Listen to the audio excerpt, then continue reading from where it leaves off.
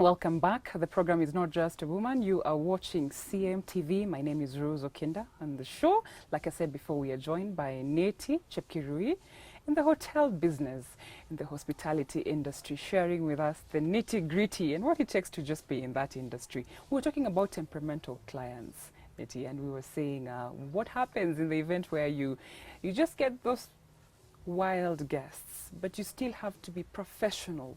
You still have to keep it together and become and deliver, because you are representing the entire establishment. Wow, that's a very pretty critical question. Yes. Because at times when you get such guest,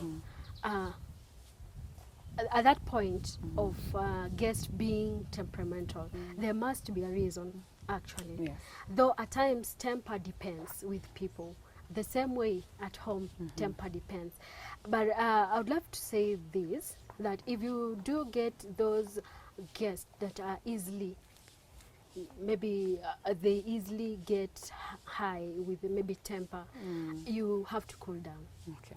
Because you have to be down and let that guest express themselves. And by doing so, you as a personnel in the hospitality industry, whether you are a waiter, whether you are the supervisor, whether you are in the front desk, you should be able to highlight the problem of that client. And one thing I would love to notify or note, that a guest likes when you acknowledge the mistake. Okay. First, acknowledge. And second thing you have to do, tell that guest, assure that guest if there's a problem, that problem will be solved. Yes. And the third thing, provide a solution for the problem. Immediately. Don't promise something that you cannot offer. Okay. At times, some guests may request something higher than whatever hotel cannot desire. Be realistic.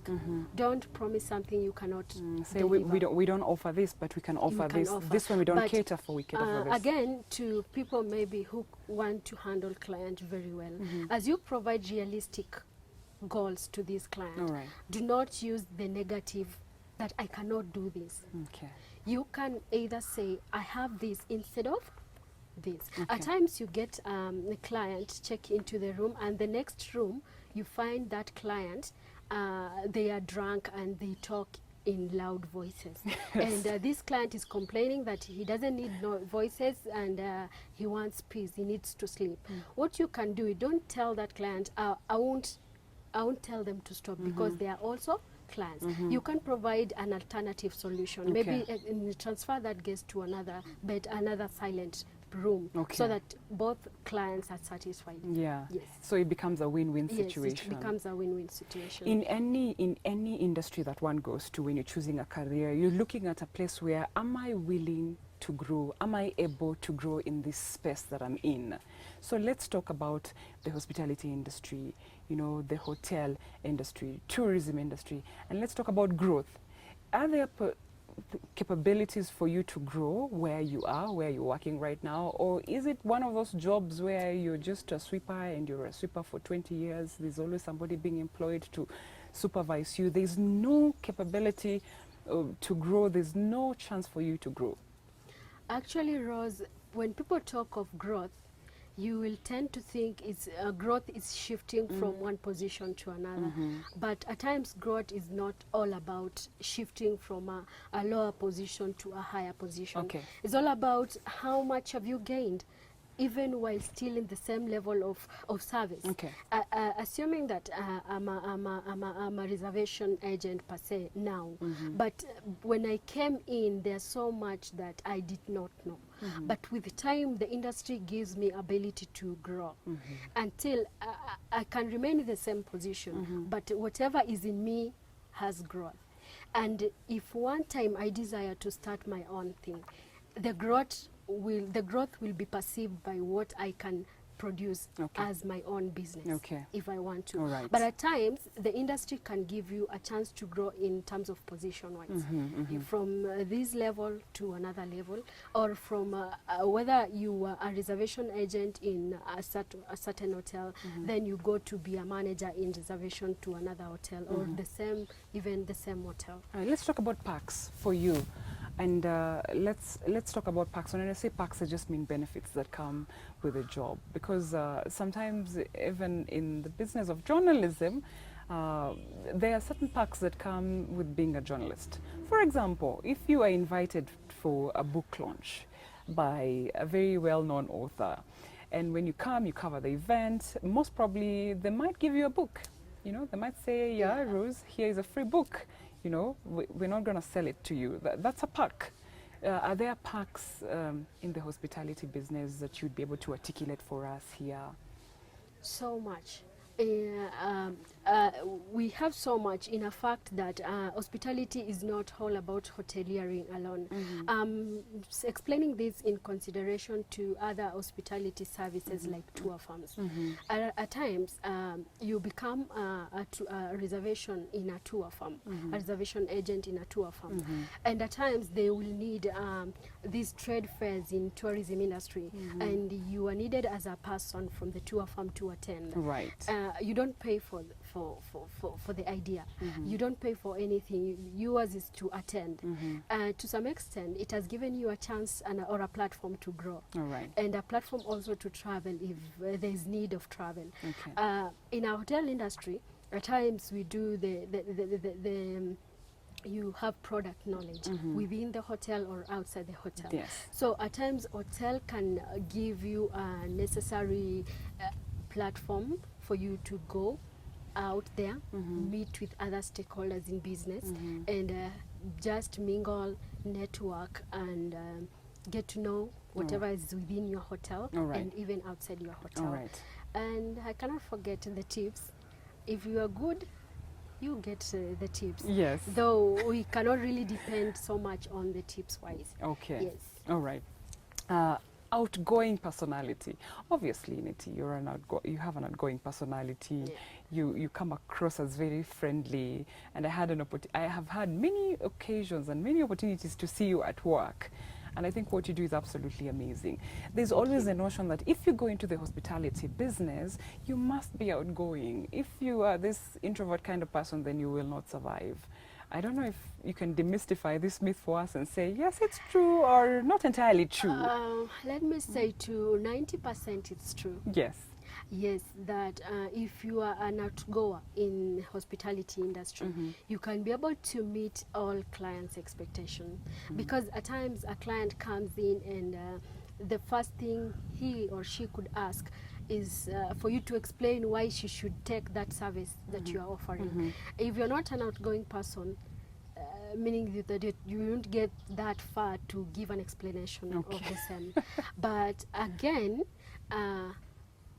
as a team player, all people are okay, even the introverts or not outgoing so much can be very knowledgeable in terms of the system-wise, because they may not be able to talk to that client directly, but they can be able to merge and do a consistent job in terms of reservation, in terms of managing the system, in terms of even collection of data about clients. They are not there on the limelight, but they play a bigger role. Yes. So you guys are on the limelight, but these other fellas who are not very outgoing can be very good with probably computer or software. They can be good accountants. Very true. But being outgoing with the client one-on-one makes you go far. That's what I'm getting. In terms of meeting people and networking. All right. Yeah. For some of the young people who are watching you today, they're probably in high school. They probably just finished. They did their KCSE and they're thinking about maybe this is what I should be getting into. What should they be looking at and considering if they want to go into the hospitality business? Because sometimes it's good to be blunt and tell people the truth. Oh, okay. Hospitality is a good industry. Being motivated by your personality, mostly by your personality, because if you walk into any hotel, whether a 5-star, whether a 3-star, a 4-star, you can get people from different levels of education, like a degree, a diploma, and even certificates, independence on your personality. If you're so much into loving this industry, you will grow naturally. But again, you can never have something without knowledge of it. You can never provide a 5-star service without knowing what a 5-star service requires. Okay. So you need to go to college. Basically, you can choose to start anywhere. It doesn't mean that you should be a degree holder to become an hotelier or something. You can start from certificates Okay. in very reputable colleges like Kenya Utalii. And I'll not forget, here in Eldoret we do have hospitality colleges like Alfax, Okay. and even University of Eldoret, Moi University. Yes. So you can either choose to go to these colleges, fulfill that dream of knowing what you can offer to a client. Okay. And I remember we were somewhere on a hospitality stakeholders meeting. Yes. And somebody said that most of the hospitality personnel nowadays do not know what to give to clients. Okay. And I intend to concur with them, because somebody just comes in to work, does not know what to offer, and then they want to go for a refresher course. Okay. Okay. It doesn't mean that when you do a refresher course, you know what to do. Okay. Refresher course means that you need to refresh yourself from time to You time. already know whatever it But is you have, yes. but you just, it's an update. Yeah, it's an update, keeping you on Yes. track, because the evolution of hospitality industry is still going on. Yes. But they don't go for colleges. They just need a refresher, which is very wrong. Okay. You should first go to college, get the idea of what the service requires, the service industry requires, and then come back to the field Okay. and do the job-to-job training, and with time you grow. Okay. Yes. I'm very happy that you mentioned some of the colleges that people can go and really get the best of knowledge, because there's so many mushrooming colleges in town, as is the case elsewhere in the country, where you just hear somebody says, you know, we're offering hospitality courses, but when it comes to performance, it becomes a very, very difficult task. And probably you can talk about that. You know, what is the impact of having to go to this, you know, dubious colleges, so to speak, Yeah. and then finding yourself in a 3-star hotel, a 4-star hotel, and a 5-star hotel? How does that affect performance and affect client and the